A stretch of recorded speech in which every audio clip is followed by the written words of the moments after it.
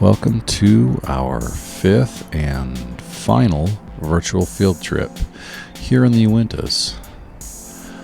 Yes, it's June, and yes, that snow, but I don't really know why I was so wobbly right here, but this is actually technically just outside of the Uintas, Wasatch Mountain State Park. And behind me is a lot of graffiti on these concrete barriers. But right here is our first flower of the day. Now these are all over right now, and there's a lot of different varieties of these.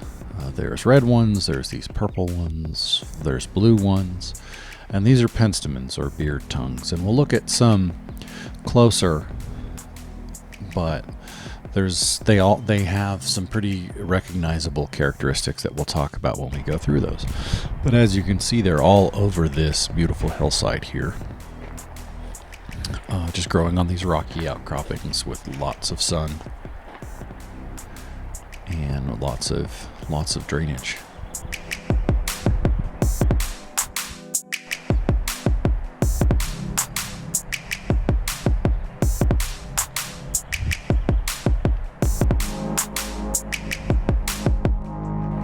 So this is a little further up the road.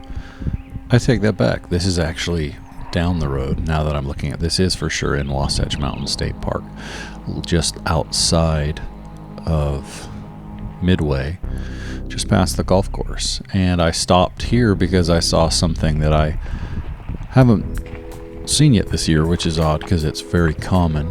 It's a member of the rose family. It's actually a rose.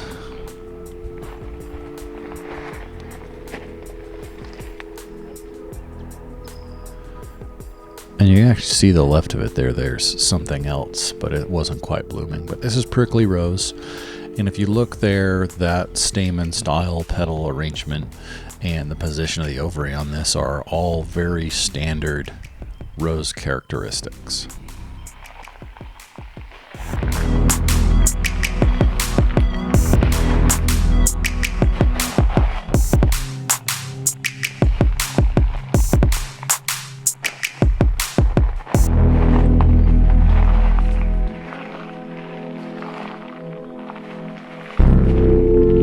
Okay, this is a beautiful plant in the geranium family, sticky geranium, and it is actually quite sticky.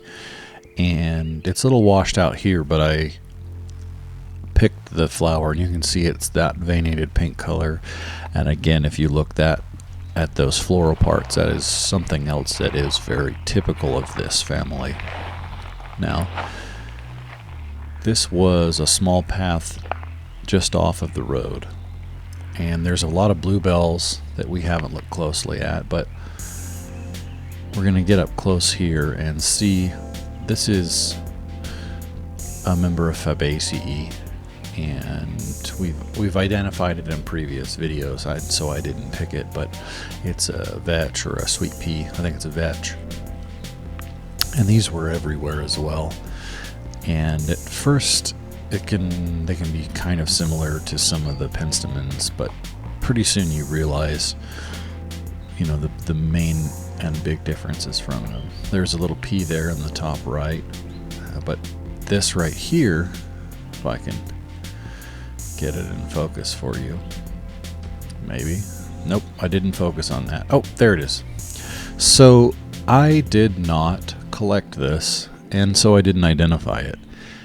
And so this is going to be the one mystery plant of this video, and I challenge you to, if you see it, identify it and send me an email. Let me know.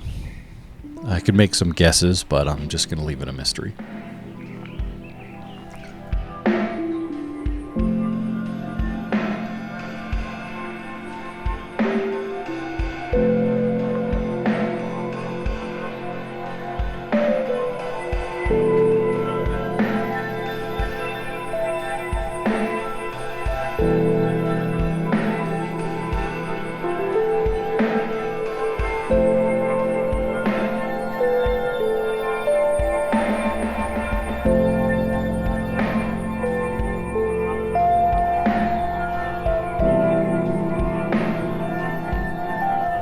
Okay, these I actually had not seen before. I knew what they were, but I hadn't seen this specific snowberry before, and I probably have, but I've never gotten a hold of it and tried to identify it. And this is in a really interesting and unique family, and I imagine I will see several of this family member to be turned in. Now, this is the taper tip onion. Looks a lot like a wild onion, and getting up close, it's very similar to a wild onion. And in person, there was a lot more of a pink color. I didn't have my UV filter on because it would go from raining and snowing on me to being very bright. That's that American vetch that we saw and identified earlier there in all these beautiful oaks. And we are, oh, is that more snowberry? Yeah, it looks like it. And we are definitely here in the Uintas now. And this right here we have seen before, but it looks different in this habitat. This is Scarlet Gilia, Ipomopsis aggregata. And again, I've told you this before, it's one of my favorites. I went through and keyed this in a different video. Okay, so I found some more penstemons here, and I'm gonna grab them and we're gonna look inside them now. You can see, if you recall from our videos about Scrofulariaceae, or at least that talk about it, these are unmistakable. But it looks like I'm moving on. These are lupins, and I did not key them out, but they're very distinct from their leaves to their flowers and how they're arranged. These are lupins. And in the Payson Lakes area, there are hillsides just completely covered with these. And this is a Chokecherry Prunus virginiana, and these are very common across the West. Really, they're found all throughout the U.S. This is some type of Phacelia, something in Hydrophiliaceae, scorpion weed, and I did not want to key through that, but I did recognize it. Yeah, here we see again we're here in this with this lupin in Fabaceae, the pea family.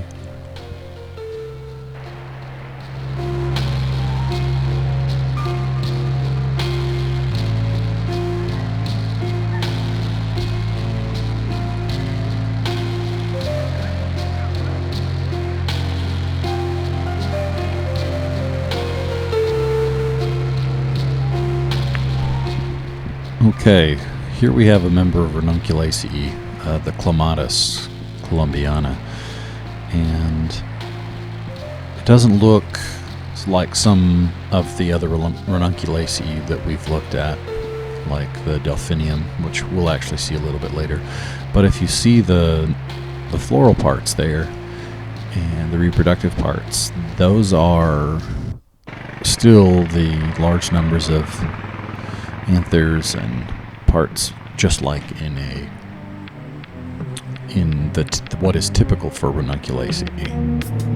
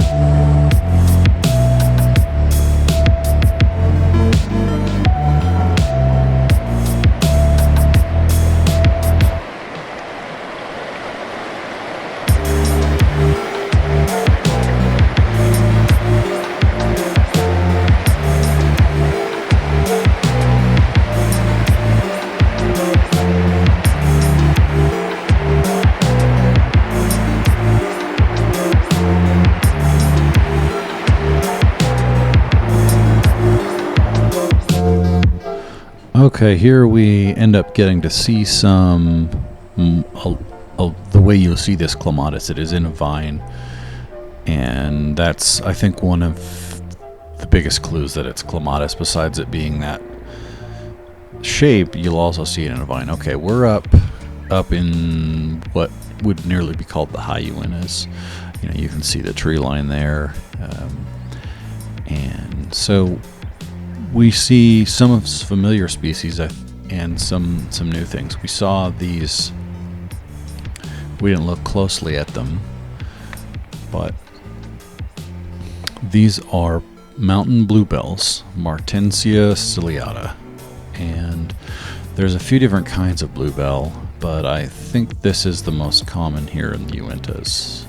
And I actually am not sure if the other type is even found in Utah County. I wasn't in Utah County, but I was close.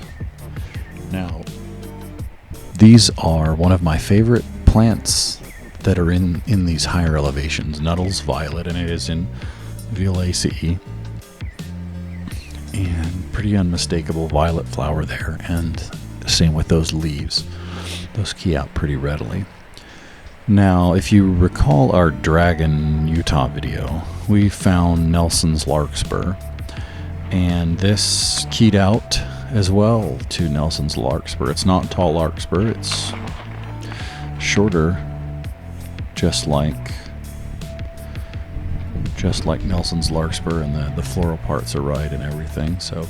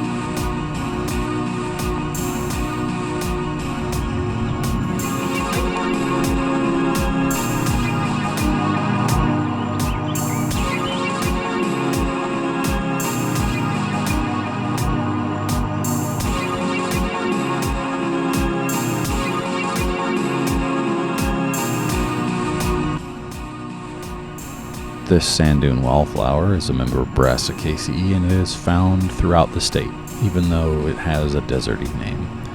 All right, that's it. Thank you for coming on this field trip.